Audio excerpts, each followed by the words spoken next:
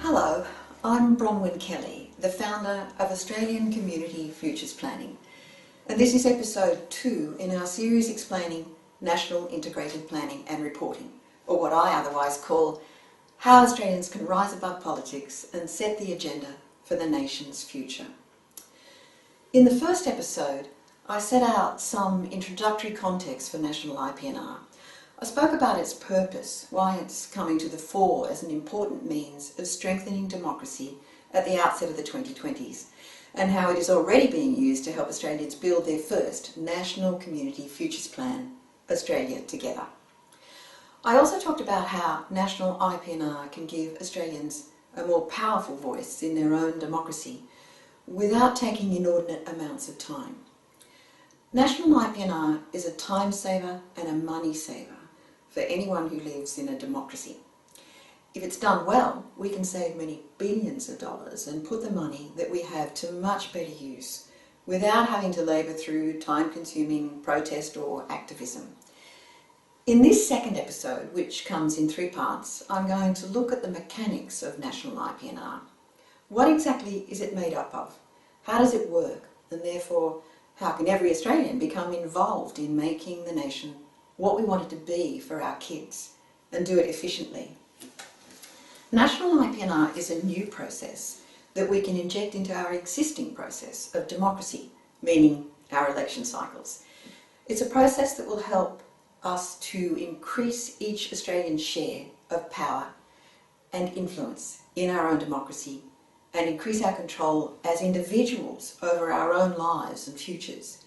It's for use by everyday Australians. It's not something that gives yet more power to politicians. On the contrary, it gives us the means to lead them, or to put it more accurately, to form a new relationship with them, a new, more equal partnership, and to make sure that elected parliaments have both the guidance and the support they need from us to create the kind of Australia we want. Instead of them having to persuade us to one or the other side of politics and persuade us about their proposed reforms, we can persuade them about what makes sense from our point of view and from the point of view of future generations. In part 1 of this episode, I'll explain where National IP&R comes from and introduce you to its element. It's a process with 8 elements, and in part 1 I'll explain how the first 4 of those elements work. These are not difficult for Australians to become familiar with and use. In fact, many Australians are already familiar with them in their use in local government. In part 2 of this episode, I'll go through how the 5th element works: long-term financial planning with community involvement. This will be less familiar to Australians, but if we learn to do it well, it's the most rewarding part, especially because it offers Australians the first opportunity they've ever had to have a much bigger say in how their taxes are gathered and used. In part 3, I'll cover the last 3 elements of National IP&R and show how we can use the whole process to form a much more constructive relationship with those we elect to Parliament. A relationship we need to make work better if we and future generations are to have a chance of an acceptable degree of well-being and security. So let's get started. Integrated Planning and Reporting, or IP&R, is a form of community engagement for purposes of planning the best society, environment, economy and democracy that we as Australians can imagine in 2020, and for working out how we can safely make it a reality by 2050 or sooner. It's planning for the people, by the people. In this case, the people means all of us, everyone. No one needs to be a politician or a public servant or a member of a think tank or a university institute to participate here. It's an inclusive planning process for anyone and everyone who wishes to get involved.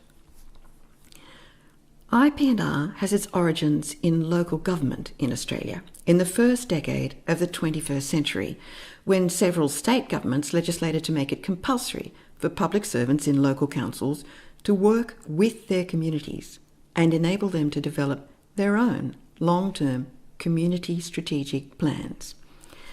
As the New South Wales Government IP&R website states, the Integrated Planning and Reporting Framework changed the way councils in New South Wales planned, documented and reported on their plans for the future. The framework came into practice from 2009, and since then, many councils, not just in New South Wales but right across Australia, have refined the way they create and review these sorts of plans. The key feature of the change was that the plans produced in this process were to be owned by the community, not the councils. That's why they were called community strategic plans. In essence, the IP&R framework begins with the community's, not a council's, aspirations for the long term, that is, for at least 10 years. Some plans reach out 20 years or more. So with IP&R, local communities in Australia were given power to set the agenda for their elected councils. It changed the power sharing arrangements and relationships.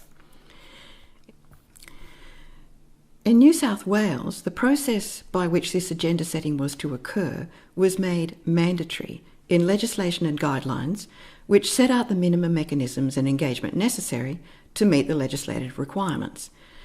Not every state and territory legislated in the same way, but most cities and regions now have some form of planning and reporting with community involvement at the local council area level. The quality of implementation of the guidelines varies from council to council and from state to state, but wherever IP&R is being implemented well, consistent with these sorts of guidelines, communities have been able to forge what equates to new social contracts with their elected local governments. There is now a way for them to increase their shares of power in their local area, and even to influence how and where money is spent. Not everyone takes up the opportunity, of course, but it's there. Community strategic plans that are built using IP&R aren't binding on councils, but they are very hard to ignore because there's generally a requirement to provide progress reports to the community, and usually just before an election.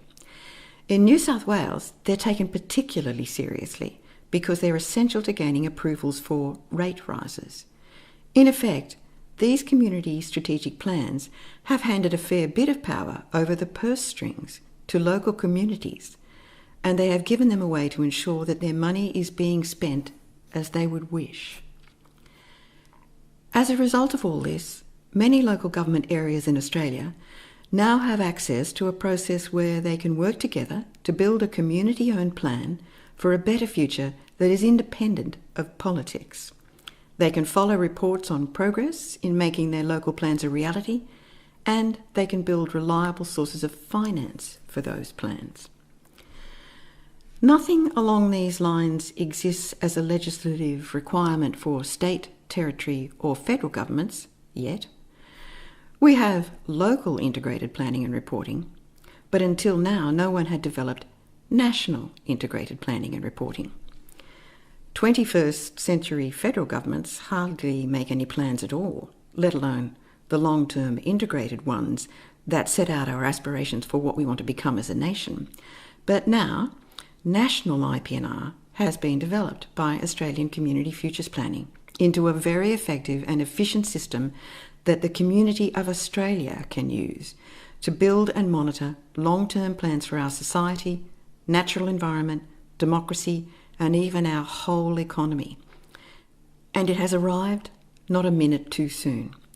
So, how does it work? National IP&R is a new process.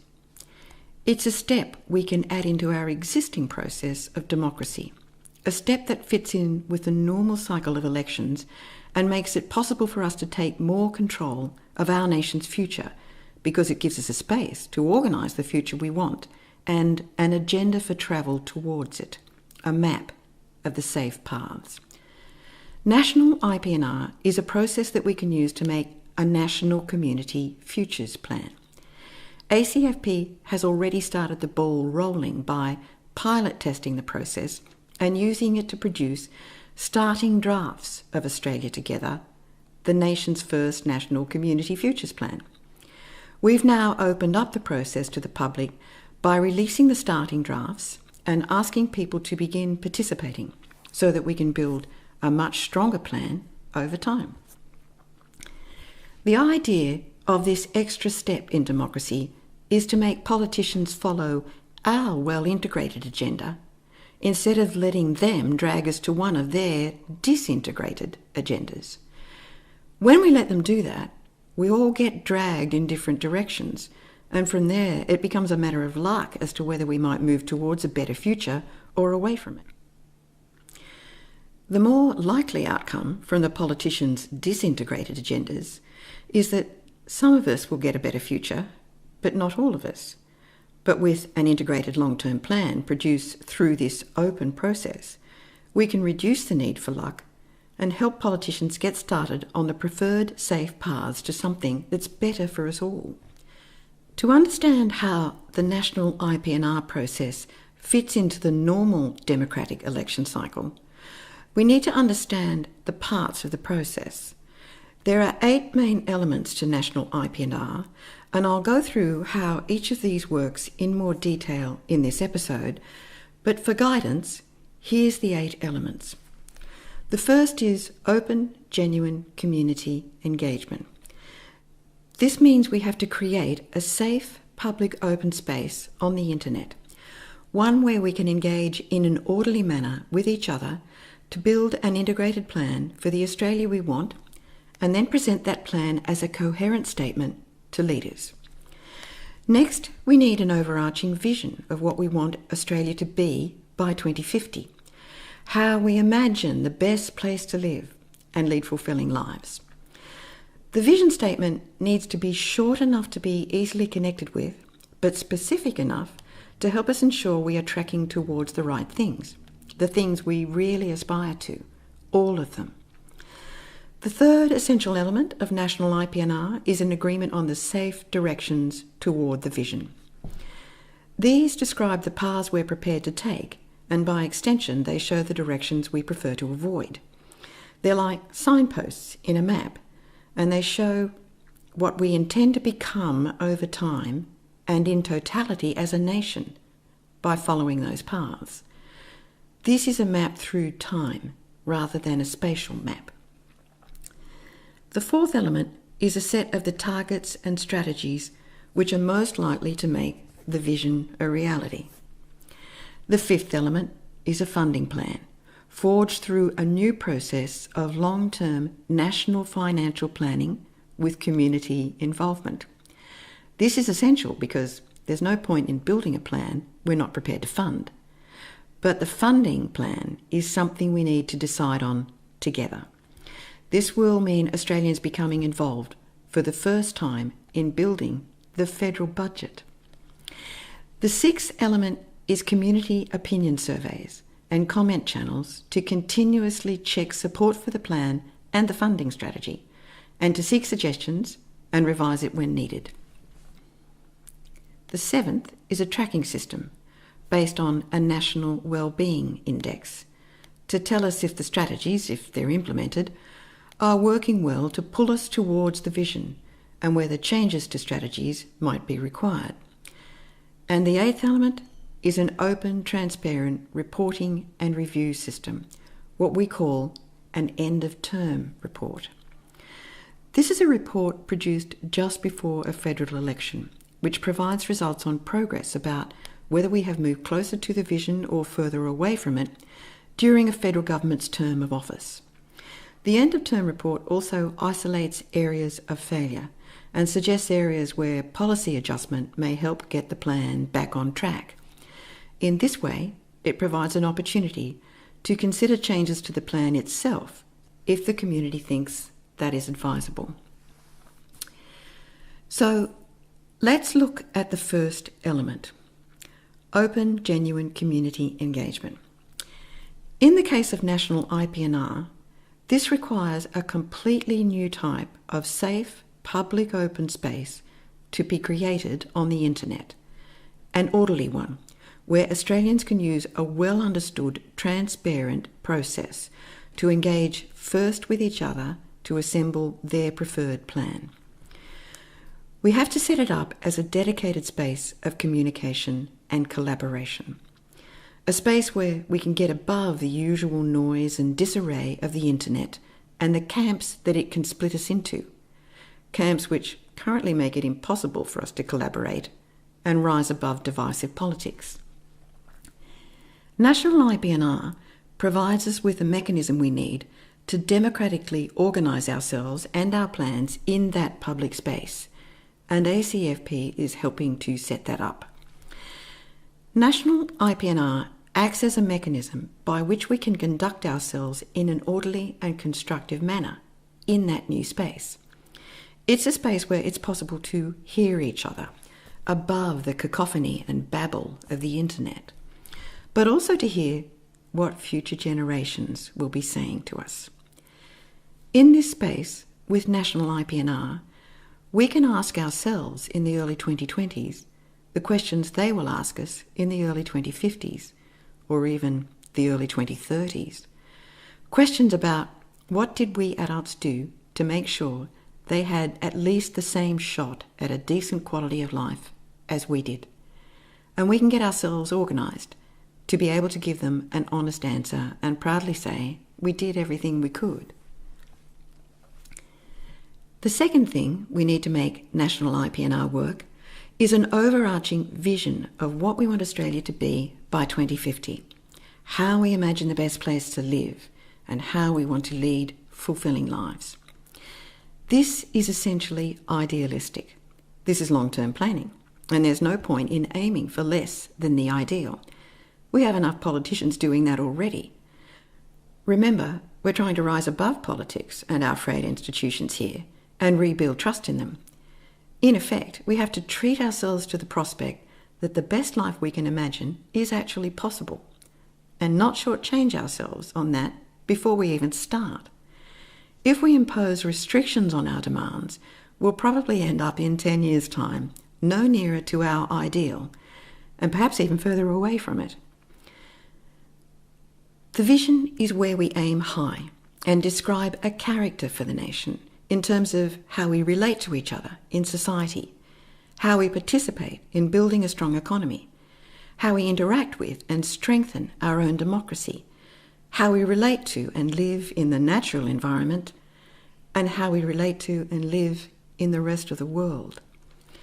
Essentially, it's about new relationships with each other, with politicians, with our environment, and with the rest of the world.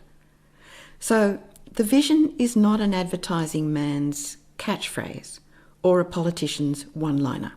That won't do for a plan in which we are attempting to create our country anew. I said earlier that the vision statement needs to be short enough to be easily connected with, but specific enough to help us ensure we are tracking towards the right things, the things we really aspire to, all of them. To make sure of this, we have to verify that the vision is the one we really want, by ongoing surveys and a space for open, orderly commentary. This is something I'll cover later in part 3 of episode 2, when I get to element number 6. The third essential element of IP&R is an agreement on the safe directions towards the vision.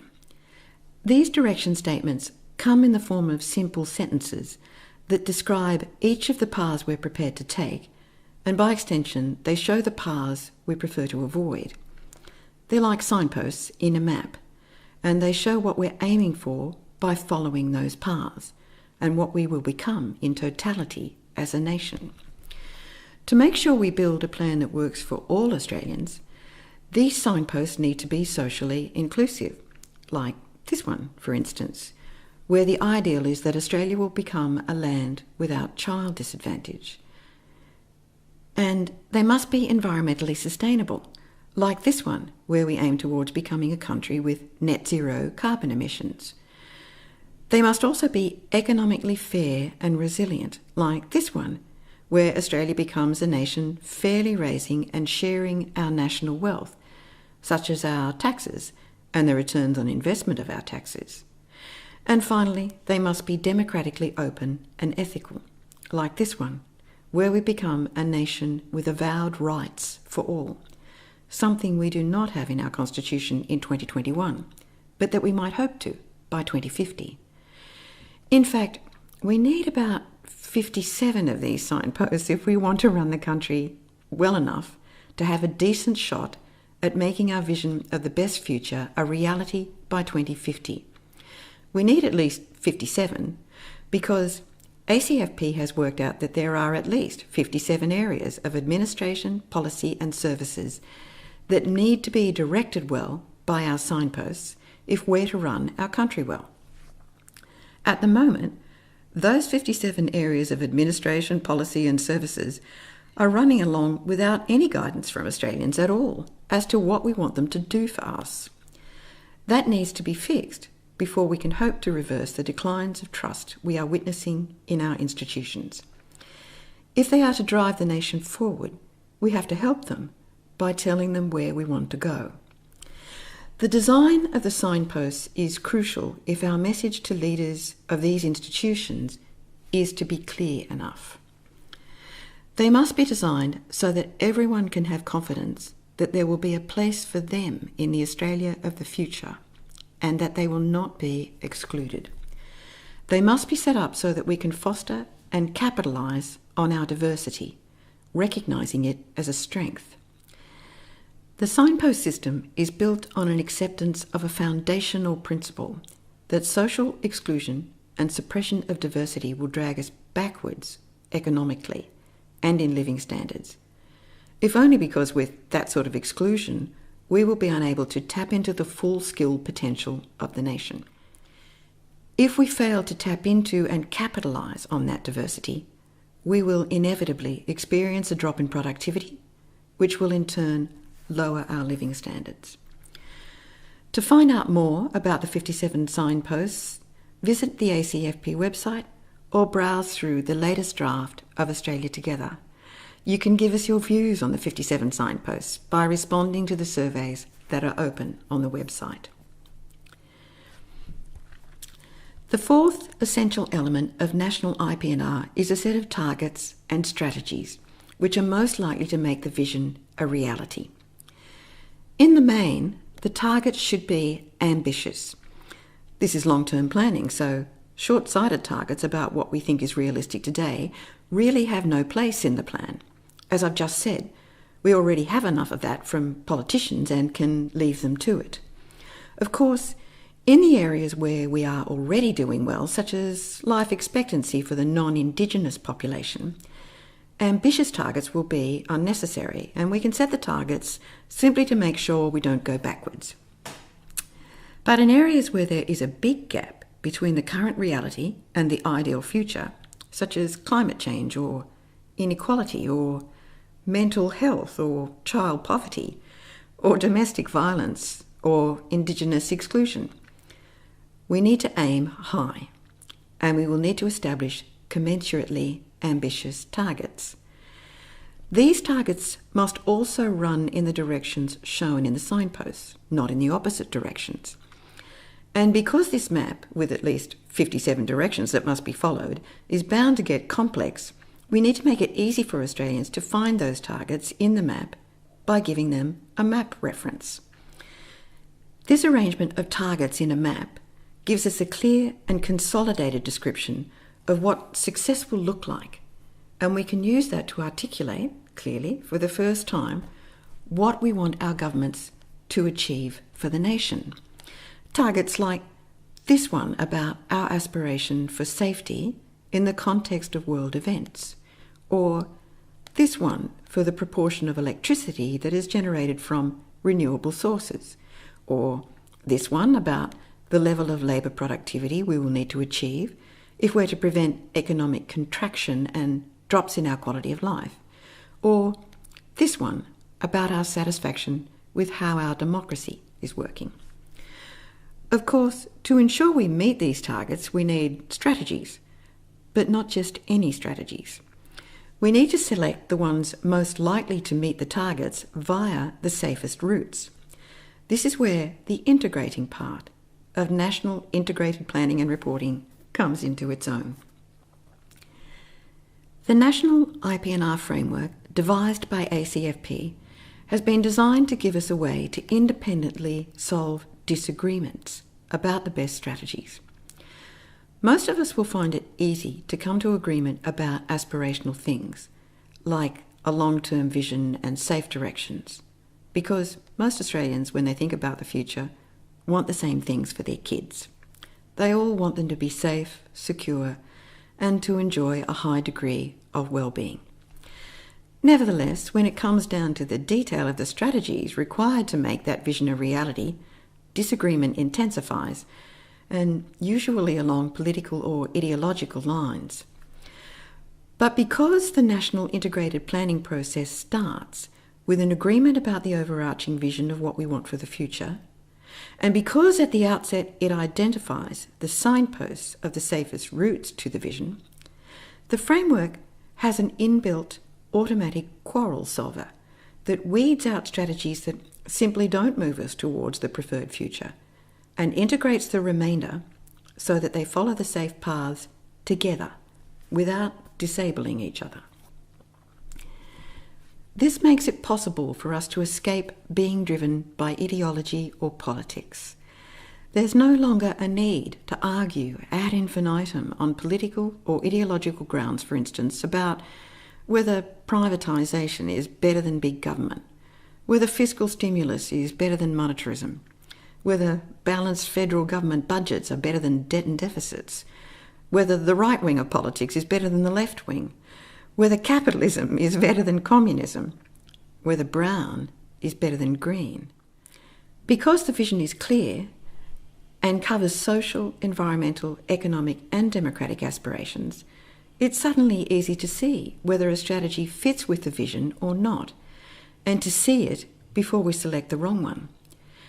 If a suggested strategy doesn't fit, or if it fits in some ways but ruins the effectiveness of too many other strategies, the integration mechanism in the plan, which is basically the safe direction signposts, can show up the real level of safe or unsafe travel in the strategy.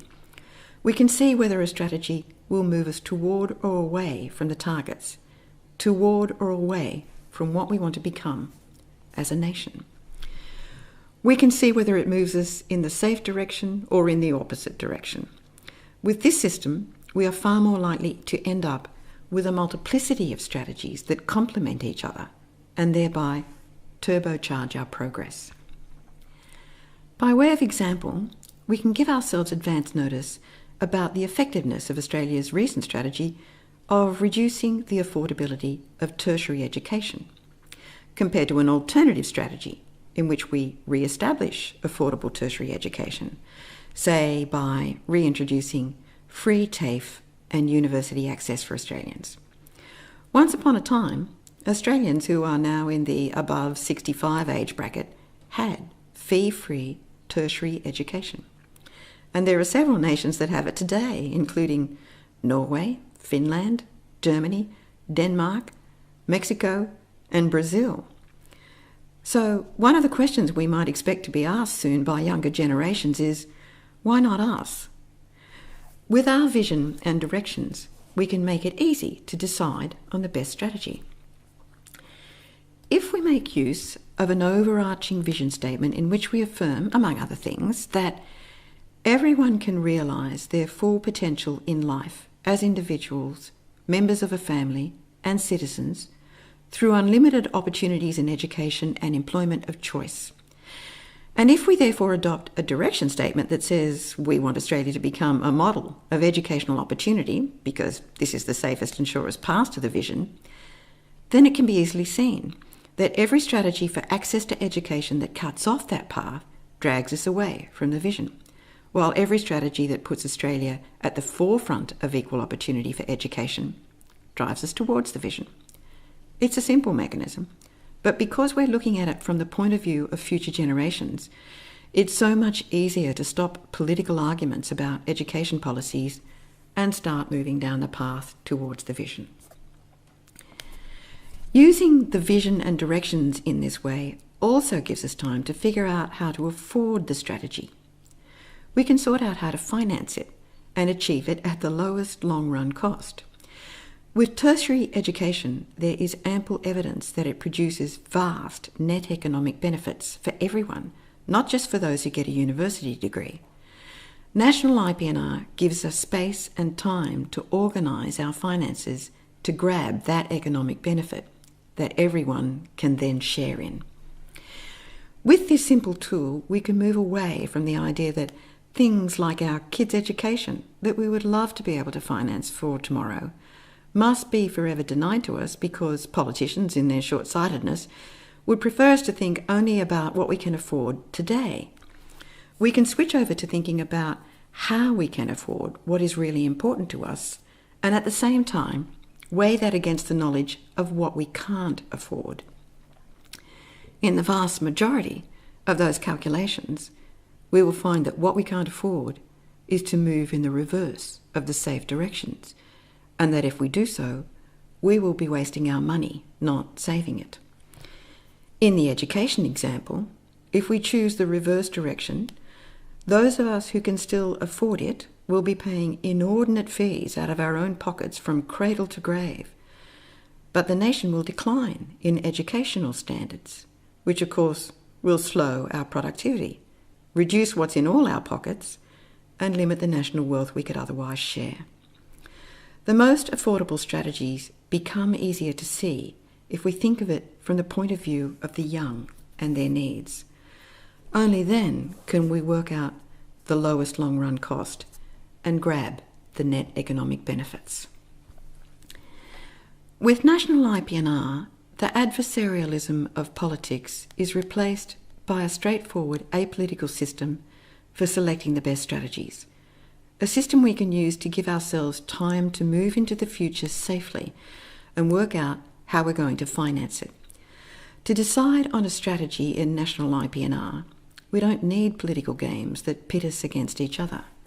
We simply need to say, here's the destination, and we want to get there via these routes, not the opposite routes, meaning we don't want to be socially exclusive, inequitable, and unintelligent. We don't want to be environmentally unsustainable. We don't want to be economically unfair and weak, and we don't want to be undemocratic, closed, and unethical. Once we agree on the destination and accept that we prefer to get there via the routes and the signposts, not their reverse, everything becomes easier to organise, mistakes become easier to avoid, and security and well-being become a viable possibility for the future. Of course, there will be Australians who, for their own reasons, may prefer that the nation pursues directions that don't fit with the sort of vision that comes in an inclusive plan like Australia Together. They may even prefer the reverse directions. It's hard to imagine that large numbers of Australians would want to live in a country that is socially fractured and unintelligent, environmentally unsustainable, economically unfair and weak, and undemocratic and corrupt, much less spend their time planning to arrive there. But if any Australians need reasons to adopt an inclusive long-term planning approach, such reasons have been provided by leaders from the business sector, the university sector, and from the CSIRO, who worked together through the 2010s to produce the Australian National Outlook 2019. This included big businesses such as Shell and National Australia Bank. This research project found that social inclusion, environmental sustainability, and international collaboration are key determinants of future economic prosperity. They concluded that inclusive directions will lead to far better outcomes in terms of wealth and quality of life by 2060. National IP&R takes those findings as a given and builds on them to help Australians track towards prosperity more surely than they would by running counter to the directional signposts in Australia Together. Australians can help confirm whether or not those signposts are running in the right direction by participating in the process of national integrated planning and reporting. In fact, there's lots of ways to become involved, and you can find out how on the ACFP website at www.austcfp.com.au/become-involved. But generally, each signpost is set in the direction most likely to achieve the vision at the lowest long-run cost. This brings me to the fifth element of National Integrated Planning and Reporting: long-term national financial planning with community involvement.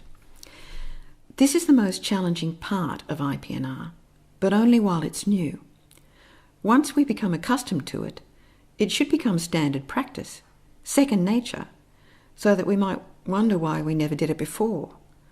Long-term financial planning is also potentially the most rewarding part of national IP&R if we do it well, and there's no reason why we can't master it.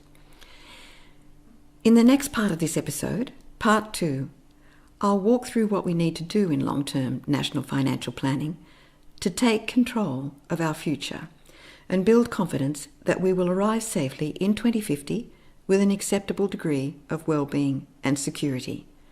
I'll provide some examples of how this system works, how anyone can become involved, and how it can provide extraordinary advantages for the nation's economic development, environmental sustainability, and our cohesion as a society.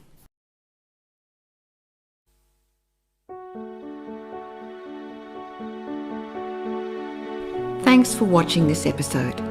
If you like this program, please click like on the YouTube page and share the program with your friends and subscribe to this channel.